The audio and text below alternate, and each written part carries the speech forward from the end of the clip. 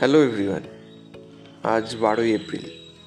আজকের সকালটা শুরু হচ্ছে গ্যাংটক থেকে।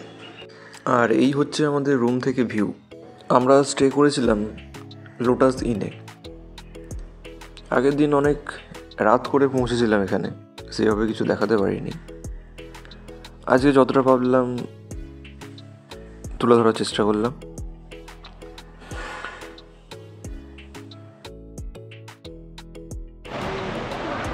আমাদের গাড়ি এসে গেছে, আজকে যাব লাচেন।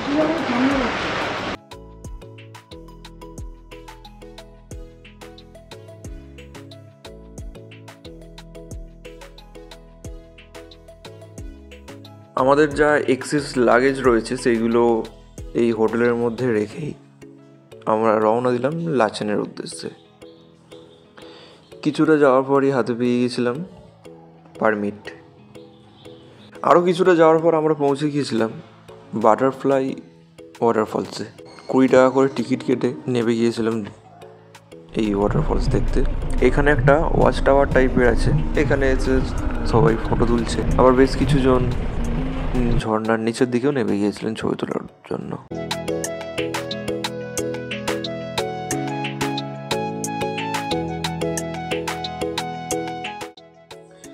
এই ব্রিজটা পার করে আমাদের লাচেন যাওয়ার যে রাস্তা সেটা স্টার্ট হচ্ছে। একটা কথা জানিয়ে রাখি আপনাদের, নর্থ সিকিমে কিন্তু ওই প্লাস্টিকের ইউজ অ্যান্ড থ্রো বোতল পুরোপুরিভাবে বন্ধ। ড্রাইভার দাদারা বলেই দিয়েছিলেন আমাদের যে গাড়িতে যেন কোনো রকম ওই ইউজ অ্যান্ড থ্রো বোতল না থাকে। জল ক্যারি করা হলে প্লাস্টিকের যে হার্ডি বোতল আছে সেটা ইউজ করতে পারেন, আদারওয়াইজ ভালো কোনো বোতলে আপনারা জল নিয়ে যেতেই পারেন।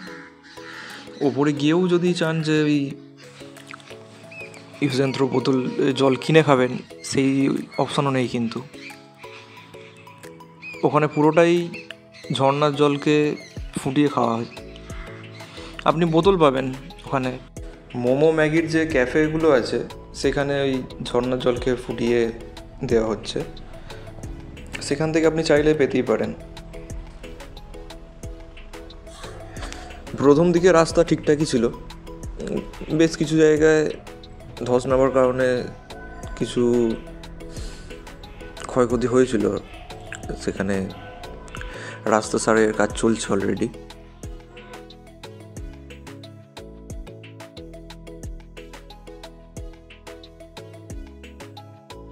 ড্রাইভার দাদার মুখে শুনে নিয়েছিলাম যে এই যে টার্নিংগুলো যেখানে একটা করে মিরার দেওয়া আছে, এইরকম নাকি 49খানা টার্নিং আছে।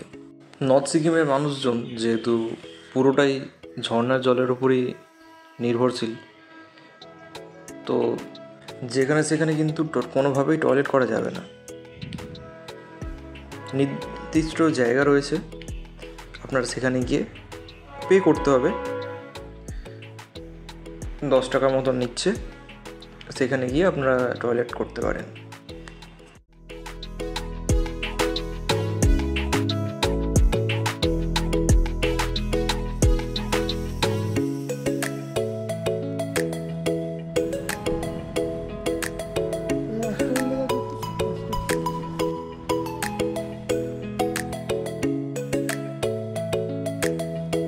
এখানেই আমাদের লাঞ্চ সেরে নিয়েছিলাম।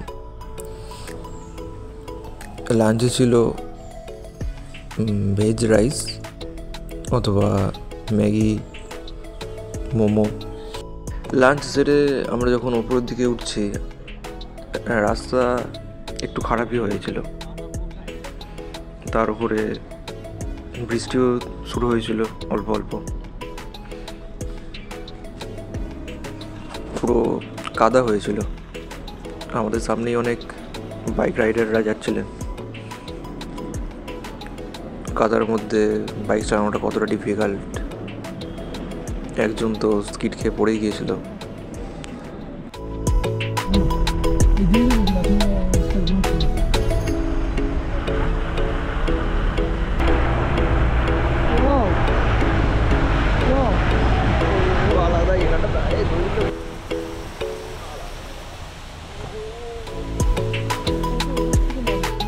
পাচ্ছেন এখানে আমরা এখন লাচেনের রাস্তাতে আছি, চুংটামের ঠিক আগে। এত জ্যাম এবং রাস্তাঘাটের যে কাজ চলছে আর কি। তো আপনারা যখন পাহাড়ে আসবেন শুধু ভিউ তো দেখতে আসবেন অবশ্যই, কিন্তু তার সাথে একটু মানে মেন্টালি পেশেন্স যেটা থাকেন ওটা থাকা উচিত। হয়তো সব জায়গায় প্রপার খাবার পাবেন না, এরকম ধরনের জ্যাম, কিছু একটা বাইকে একটা অ্যাক্সিডেন্ট হয়েছিল। তো এইভাবে একটু মেন্টালি প্রিপেয়ার থাকাটা উচিত আমাদের সবাই। পাহাড়ে যখন আসবো ধৈর্য নিয়ে আসতে হবে, তবেই কিন্তু আপনি ভালো জিনিসকে উপভোগ করতে পারবেন। মাথা গরম করবেন, ডাক করবেন, তাতে কিছুই পাবেন না, এটা বলতে পারি। কতক্ষণ দাঁড়িয়ে আছেন? এই তো দেখুন না, হয়ে গেল তো প্রায় আধ ঘন্টা দাঁড়িয়ে আছি আমরা। বুঝতে পারছি দেখুন জ্যামের কী অবস্থা এবং রাস্তাঘাট ডেভেলপমেন্ট চলছে।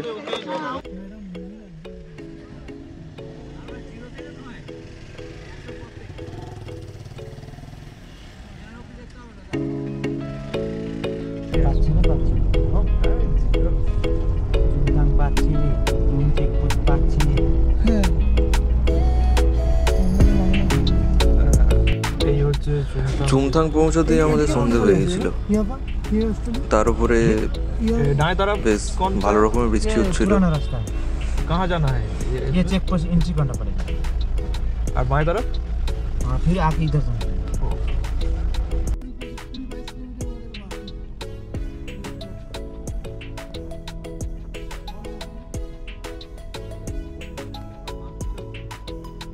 চুমথাং চেকপোস্টে আমাদের সমস্ত যে পারমিট আছে ওই পারমিট সাবমিট করার পর কিছুটা এগাতেই আমরা আবার জ্যামের মধ্যে আটকে পড়েছিলাম। শোনা যাচ্ছিল যে ড্রাইভারদের মুখেই সামনে কোথাও একটা বৃষ্টির জন্য ধস নেমেছে, সেই কারণে প্রায় 1-2 ঘন্টা ওই জ্যামের মধ্যেই দাঁড়িয়েছিলাম।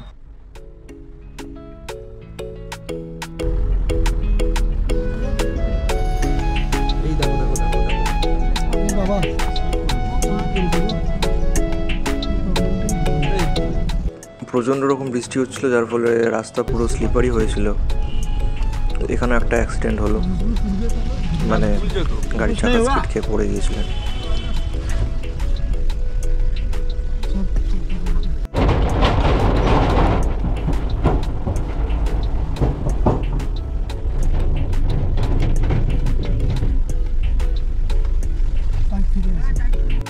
খুব কষ্ট হচ্ছে, এত বুঝতে পারছি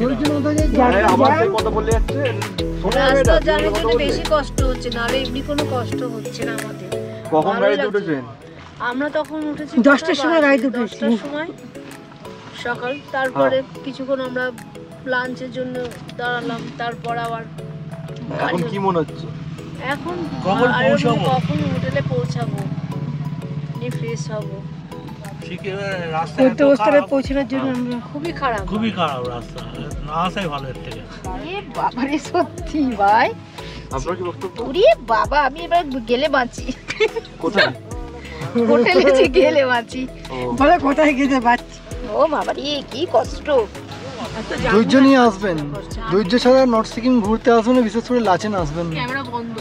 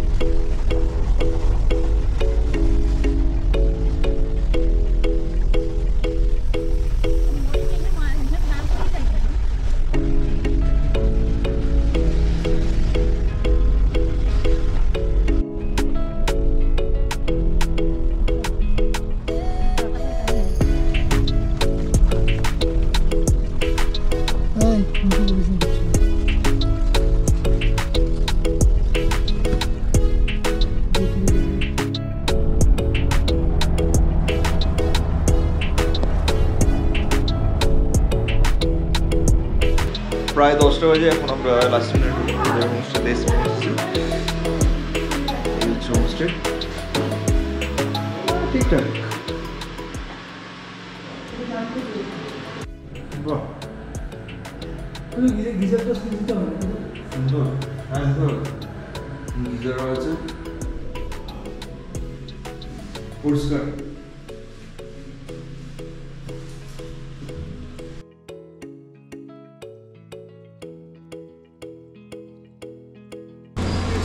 দেখুন যত তাড়াতাড়ি বেরোবো এখান থেকে 2-2.5 মধ্যে বেরোতে পারি, তাহলে এখানে রাস্তা ব্লক করার একটা ব্যাপার আছে। ডিনার করতে বসে বাসুদার সাথে আলোচনা করে নিয়েছিলাম যে পরের দিন নিয়ে কী প্রোগ্রাম।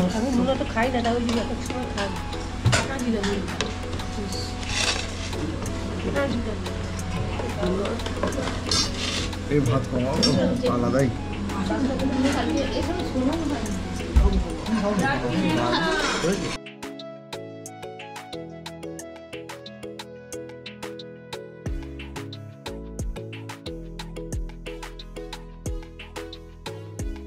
আসল খেলা এর পর শুরু।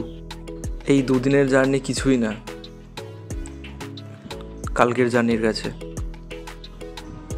আজ এই পর্যন্তই, দেখা হচ্ছে পরের